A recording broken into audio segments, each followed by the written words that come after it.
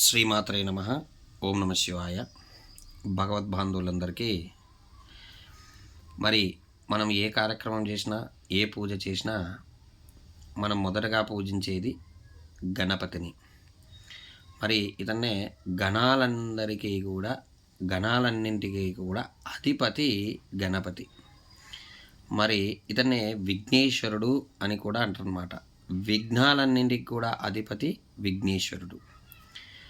మరి మనము ఈ విఘ్నేశ్వరుణ్ణి మొదటి పూజ చేయడం వల్ల మనము ఏ పని అయితే అనుకుంటున్నామో, ఏ పూజ అయితే మనం చేయదలిచామో ఆ పూజ లేదా ఆ పని అనేటటువంటిది ఎలాంటి విఘ్నాలు అంటే ఆటంకాలు లేకుండా మరి ఆ పూజలు లేదా ఆ పనులు అనేటటువంటిది సఫలీకృతం అవుతాయని చెప్పేసి శాస్త్రవచనం అన్నమాట.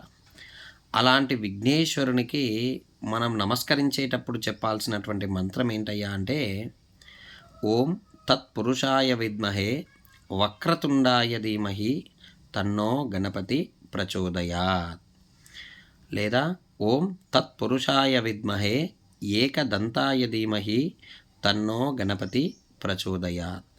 ఈ మంత్రాన్ని చెప్పడం వల్ల ఆ విఘ్నేశ్వరుని యొక్క ఆశీస్సులు మనపై పరిపూర్ణంగా లభించి మనము అనుకున్నటువంటి పని లేదా అనుకున్నటువంటి కార్యక్రమం ఏదైతే ఉందో, అనుకున్నటువంటి పూజ ఏదైతే ఉందో అది సఫలీకృతమయ్యి ఆ స్వామివారి యొక్క అనుగ్రహము ఎల్లప్పుడూ మనపై ఉంటుందని చెప్పేసి చెప్పడం జరుగుతుంది.